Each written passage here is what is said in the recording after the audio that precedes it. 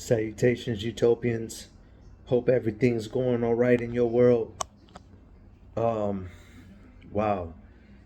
So we just witnessed the elimination of the very young Minnesota Timberwolves team, led by 22-year-old Anthony Edwards. And I always say in life, as long as you can lose respectfully and honorably, uh, that's all. That's all you can ask for, right? I still maintain the Wolves defeating uh, the Denver Nuggets is one of the biggest upsets I've never could have imagined. And I guess because I'm pretty good at reading matchups, I just could not see how the Mavericks were going to get around them. On paper, I get it, but I can't believe it actually happened. With that being said, congrats to the Dallas Mavericks. They are um, designed to be where they are. Everything is aligned perfectly. The timing is right. But I'll get to them in a second. Um, Minnesota simply ran out of gas. And that Denver series was nothing short of um, auxiliary. It was packed with everything you could ask for. Knocking off a defending championship team that's actually designed to win multiple chips takes a lot of effort and resources. And going into next year, Minnesota's got some work to do. But there's no way they can return as currently constructed. Mike Conley is more suited at this age as a backup point guard. Uh, Gobert and Carl Towns they're gonna have to figure out what to do with that front line. They have the luxury. Luckily, they were able to lock in Nas Reed on a fairly reasonable deal. I think he's just shy of 40 million. So Carl Towns making 60 million a year though. That's going to have to something has to give. Rudy's not getting any younger. I don't see his contract as movable. Carl has a little bit more of more of an attractive proposal, business speaking, for teams that might be looking for the next step. Stretch fives of his magnitude don't grow on trees. Um, McDaniel's going to have to uh, channel or step into another dimension. I still maintain they should go after Donovan Mitchell, but that's neither here nor there. Now to the Dallas Mavericks. Um, I'm going to tell you this all starts with that trade deadline. Let me be very clear. My opinions of Kyrie have not changed. He is a phenomenal 1B, number two, whatever you want to call a second option. He's a phenomenal piece at that. And obviously, the intention of acquiring him originally was to be the replacement to Jalen Brunson and for Kyrie to be Kyrie as he was equivalent to what he was to LeBron, who Luka's game in some ways resembles. And I tell you all the time, Luka's a very magical player. First couple years in the league, he was my favorite player. But let me be very clear, abundantly clear. When Mark Cuban sold the Mavericks and the new ownership group uh, got opened up their pocketbook, continued to open up their pocketbook to add pieces, PJ Washington and Daniel Gafford, uh, that was phenomenal. That was exactly what the doctor ordered. Funny that Kyle Kuzma looked at him and said, even himself, as they are currently constructed, and I'm not the difference maker, and he was right because PJ is way different than Kyle. He plays defense, and I don't know where he got that magnet, that automatic rifle he has for a jump shot, but his corner three game is devastating. He's athletic enough to still put the ball on the floor and be a threat on three levels, but his primary damage is you double triple team on Kyrie and Luka, and I will turn this into target practice. So congrats to the Mavericks front office for doing so. Um, I think Mark Cuban still has 10% stake with the Mavs, by the way. Um, with that being said, Daniel Gafford, I told everyone that front line at the trade deadline, I stated their front line reminds me of Brendan Haywood and Tyson Chandler. That duo is exactly who Lively and Gafford is. and they went right back to that formula. And as you can see, they're going right to the championship. Also, shout out to Jason Kidd, because you did not inherit two guys at the trade deadline who are normally used to winning.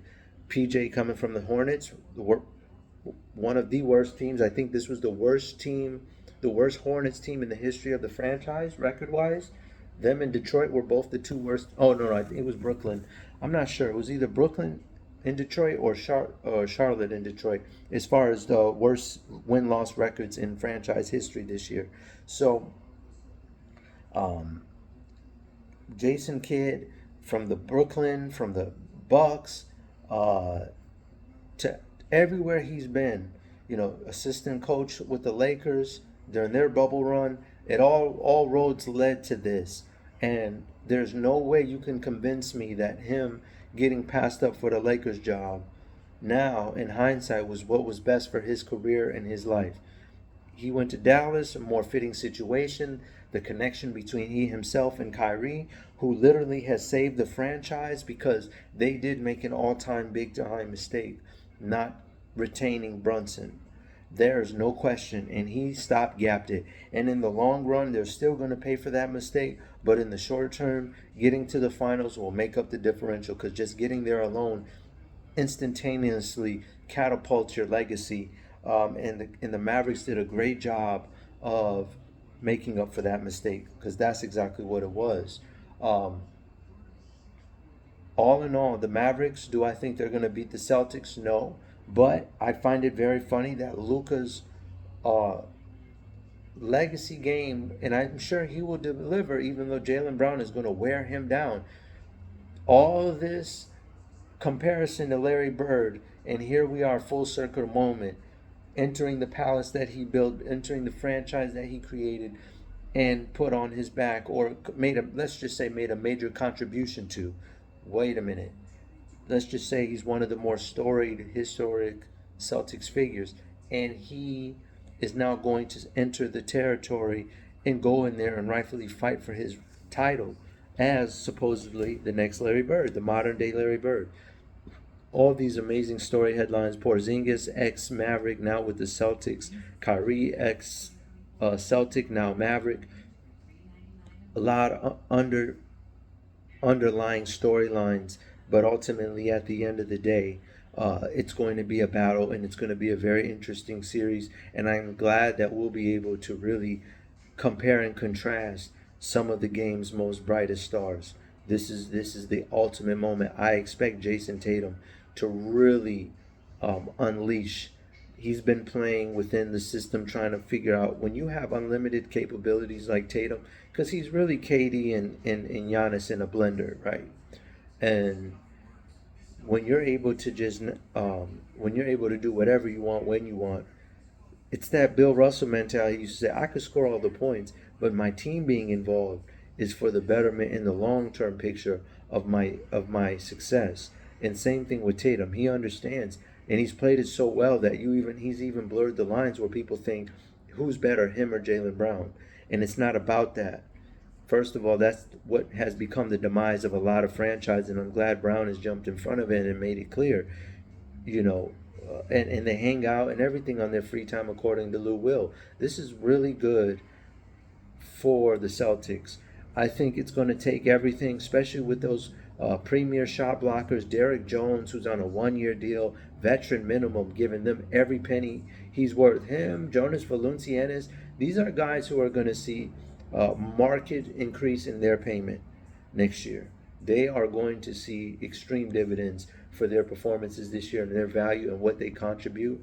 And Derek Jones is going to force Jason Tatum to bring out his very best, and we have not seen it yet this playoff. We've seen Game 7s, him dropping 50 points in the playoffs, but we haven't seen it in this playoff, him really let his guard down. He's more of an overseer role right now, getting those, flirting with triple doubles, but we haven't seen him really unpack his scoring, his cerebral arsenal of scoring capability yet. And I think we're going to see that against Dallas. They're going to really force him to think. They're going to force him to be aggressive, and that's only going to bring out the best in him, because right now he's been kind of tiptoeing, trying to make sure that everyone is still locked in.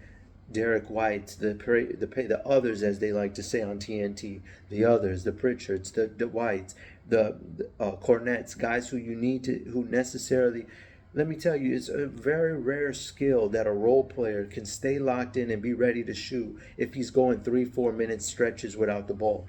But due to the fact that Tatum has been so generous, been so, uh, you know, how do I say it? Tatum has been uh, so much more in his facilitating bag, at least, not necessarily just pushing the issue, but this playoffs will require that now. Luka's an underrated defender. Kyrie is scrappy. They're going to need him to, get on the low block. He's going to have to completely bring out the most diverse palette, show all his repertoire, like Bill Walton used to say, in that way, in order to really establish the Celtics. But ultimately, at the end of the day, that two-wing dominant lineup is too much of a luxury for the rest of the Mavericks. Don't forget, they got bodies. It's like back in the day when you have Shaq. You have to have 2 3 bigs you can switch off on him because he's going to give you a high rate of fouls. Same thing with Tatum and Brown. You got Washington, you got Jones, you got Luka. Kyrie will scrap. Green is physical, a perimeter defender, like in a Josh Hart, Suggs kind of way. But he doesn't have, and they don't have to lock you up. They just got to wear you down and make you earn it. That's the thing people forget. The mark of a great defender is not always what the box score finalizes it. As long as you wear your opponent down, even if they got a 35, 36, which Luka and Kyrie both did 36 apiece tonight, it's just a mere fact. How hard did you have to earn it?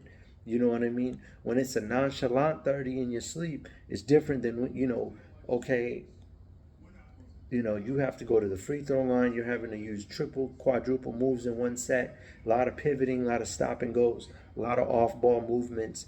Um, that's a totally different kind of discussion. So, and the Mavs have enough bodies, fresh bodies, to get away with that. So, no one's saying you're going to. It's like the Warriors versus LeBron back in the day. Sure, he got his, but he had to work so hard. And to the LeBron point, real quick side note before I shut this down, I want y'all to understand something. We've been very spoiled as enthusiasts of the game. And I see a lot of people quick to turn, oh, Pascal Siakam's a choke artist, Anthony Edwards, this and that. Listen, there will never be another guy who's going to go out there and land you 60 wins with an AARP roster, okay? It's just not possible. It takes a whole unit. You're seeing now in this offseason, LeBron can go get an MVP right now and win a chip, but you have to have the right roster.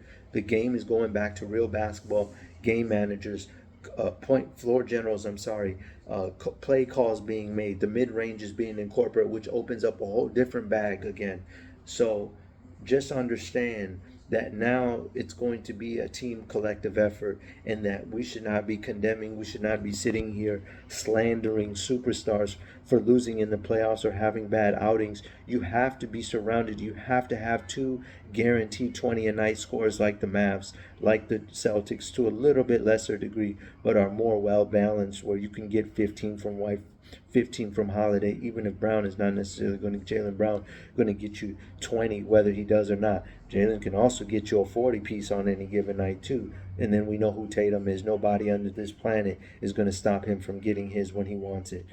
Really, truly. So it'll be interesting, Utopians. I'll try to do better next time. Global out.